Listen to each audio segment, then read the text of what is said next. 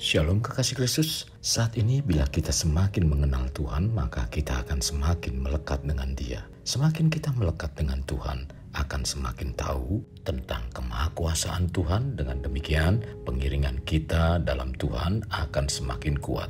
Karena kita mengetahui akan kuasa Tuhan yang tak terbatas bagi kita sebagai umat-Nya.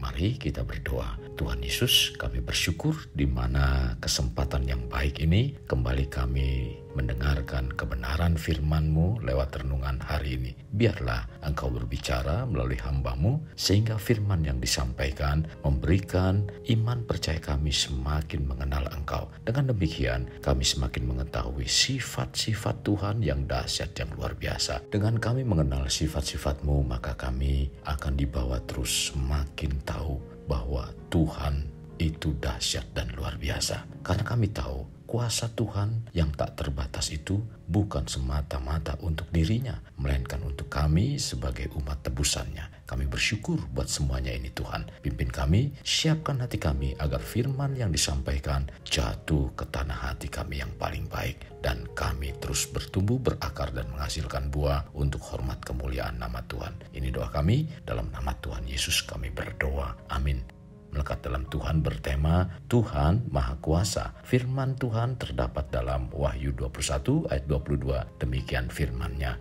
Dan aku tidak melihat bait suci di dalamnya, sebab Allah Tuhan yang Maha Kuasa adalah bait sucinya. Demikian juga anak domba itu. Kekasih Kristus, berbicara tentang kemahakuasaan Tuhan tidak dapat disangka lagi bukan saja mempercayai dengan iman semata, melainkan melalui atau dengan melihat alam semesta itu sudah menunjukkan kemahakuasaan Tuhan. Kata maha kuasa atau omnipoten berasal dari kata omni yang berarti seluruhnya dan poten yang berarti kuasa. Bersama dengan sifat maha kuasa dan maha hadir, atribut ini mengikuti sifat Allah yang tidak terbatas. Jika Tuhan berkuasa, maka Ia juga maha kuasa. Tuhan memiliki segala kuasa di atas segalanya, di setiap waktu dan dalam berbagai cara. Ayub membahas soal kuasa Allah dalam Ayub 42 ayat 2. Aku tahu bahwa Engkau sanggup melakukan segala sesuatu dan tidak ada rencanamu yang gagal.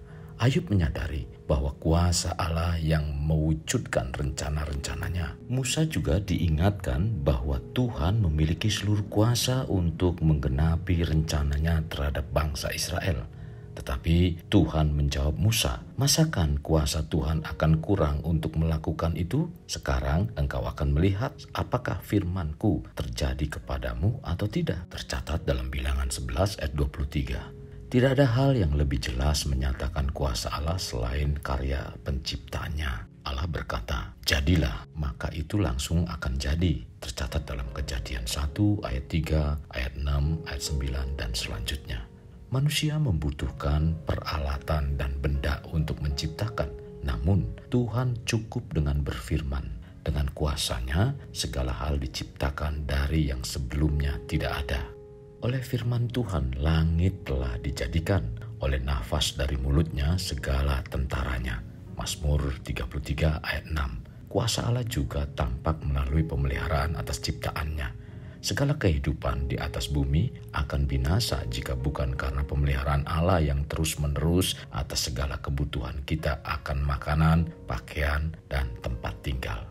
Semua yang berasal dari sumber daya terbarukan terus berlanjutan berkat kuasa Allah sebagai pemelihara manusia dan binatang, tercatat dalam Mazmur 36 ayat 6. Lautan yang melingkupi seluruh bumi akan membinasakan kita jika Allah tidak menentukan batasnya, tercatat dalam Ayub 38 ayat 8-11. Kuasa Allah menjangkau hingga ke pemerintah dan pemimpin, tercatat dalam Daniel 2 ayat 21. Karena Ia membatasi mereka supaya memerintah berdasarkan rencana dan tujuannya. Kekuasaan Tuhan tidak terbatas terhadap iblis dan setan. Serangan setan terhadap Ayub terbatas pada perbuatan tertentu saja. Iblis dibatasi oleh kuasa Allah yang tak terbatas. Ayub 1 ayat 12, pasal 2 ayat 6. Tuhan Yesus mengingatkan Pilatus bahwa Ia tidak memiliki kuasa terhadapnya jika kuasa itu tidak diberikan oleh Allah segala kuasa. Tercatat dalam Yohanes 19 ayat 11. Sebagai yang Maha Kuasa, Allah bisa melakukan segala hal. Namun itu tidak berarti Allah kehilangan kemahakuasaannya ketika ia tidak dapat melakukan hal tertentu. Sebagai contoh, Ibrani 6 ayat 18 menyatakan bahwa Allah tidak dapat berbohong. Ini tidak berarti Tuhan kekurangan kuasa untuk berbohong. Namun karena Tuhan memilih untuk tidak berbohong sesuai dengan kepribadiannya yang sempurna. Hal yang sama, walaupun ia penuh kuasa dan membenci kejahatan, Tuhan mengizinkan kejahatan terjadi sesuai dengan tujuannya. Ia mengizinkan kejahatan tertentu terjadi agar rencananya terjadi. Seperti ketika kejahatan terbesar diizinkan boleh terjadi, pembunuhan anak domba Allah yang sempurna, suci, tak berdosa untuk menebus umat manusia sebagai penjelmaan Bapa Surgawi. Demikian juga dengan Yesus Kristus, pribadi yang Maha Kuasa, karena Yesus adalah firman Allah yang menjelma menjadi manusia, tercatat dalam Yohanes 1 ayat 14. Kuasanya terlihat ketika ia melakukan mujizat. Ia banyak menyembuhkan penyakit, memberi makan 5.000 orang, tercatat dalam Markus 6 ayat 30-44, meredakan badai, Markus 4 ayat 37-41, dan menunjukkan kuasa yang paling dahsyat dengan membangkitkan Lazarus dan anak perempuan Yairus dari kematian, tercatat dalam Yohanes 11 ayat 38-44, Markus 5 ayat 35-43. Sebuah contoh kendali dari Tuhan Yesus atas kehidupan dan kematian. Kematian adalah alasan utama Yesus datang untuk mengalahkannya, sebagaimana dikatakan dalam 1 Korintus 15 ayat 22. Karena sama seperti semua orang mati dalam persekutuan dengan Adam, demikian pula semua orang akan dihidupkan kembali dalam persekutuan dengan Kristus. Ibrani 2 ayat 14, karena anak-anak itu adalah anak-anak dari darah dan daging, maka ia juga menjadi sama dengan mereka yang mendapat bagian dalam keadaan mereka, supaya oleh kematiannya ia memusnahkan dia, yaitu iblis yang berkuasa atas maut. Jadi ayat-ayat ini menyatakan secara jelas untuk membawa para pendosa memiliki hubungan yang benar dengan Allah melalui Kristus Yesus. Tuhan Yesus menyatakan dengan jelas bahwa ia memiliki kuasa untuk merobohkan hidupnya sebagai wujud mengalahkan maut untuk menebus dosa manusia dan membangkitkan dirinya. Sebuah kebenaran yang ia umpamakan ketika berbicara mengenai bait Allah, tercatat dalam Yohanes 2 ayat 19. Ia memiliki kuasa untuk memanggil lebih dari 12 pasukan malaikat untuk menyelamatkannya ketika diserang, jika ia menginginkannya. Matius 26 ayat 53. Namun, ia memilih tetap merendahkan dirinya menjadi sama seperti manusia lainnya, tercatat dalam Filipi 2 ayat 1-11. Misteri terbesar dari kuasa ini dapat dibagikan oleh orang percaya yang bersatu dengan Allah dalam Yesus Kristus. Paulus berkata, sebab itu lebih suka aku bermegah atas kelemahanku supaya kuasa Kristus turun menaungi aku, tercatat dalam 2 Korintus 12 ayat 9b. Kuasa Allah dimuliakan dalam kita, terutama dalam kelemahan, karena ia dapat melakukan jauh lebih banyak daripada yang kita doakan atau pikirkan, seperti yang ternyata dari kuasa yang bekerja dalam kita. Efesus 3 ayat 20.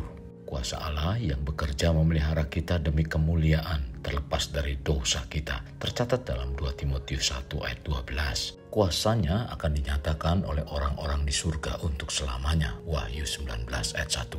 Jadi Tuhan yang Maha Kuasa bukan untuk kekuasaan pribadinya semata, melainkan untuk kita sebagai umatnya. Untuk itu, jadilah umat Tuhan yang semakin mengenal dan melekat Tuhan.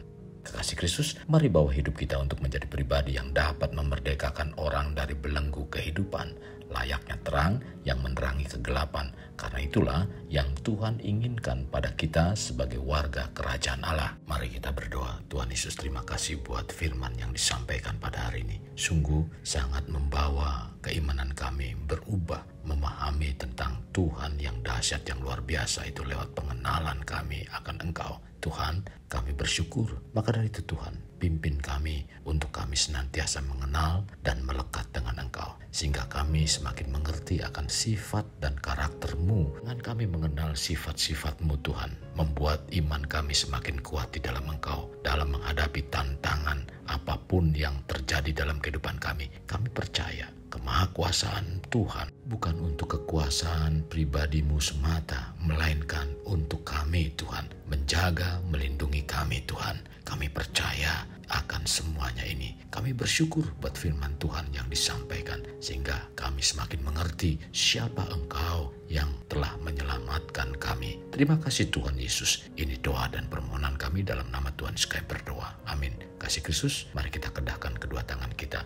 Terimalah anugerah berkat dari Allah Bapa, kasih sayang daripada Yesus Kristus, dan persekutuan dengan Roh Kudus yang memberkati, melindungi, dan menyinari engkau dengan wajah-Nya, serta memberi engkau kasih karunia di mana Tuhan menghadapkan wajah-Nya kepadamu dan memberi engkau damai sejahtera. Tuhan juga mencurahkan berkat secara rohani, berkat secara jasmani, dan berkat secara ekonomi, di mana berkat Abraham, berkat Ishak, berkat Yakub dicurahkan dan dilimpahkan dari saat sekarang sampai Maranatha tiba dalam nama Tuhan Yesus. Amin. Sampai jumpa di renungan berikutnya. Tuhan Yesus memberkati. Jangan lupa like, share, dan subscribe.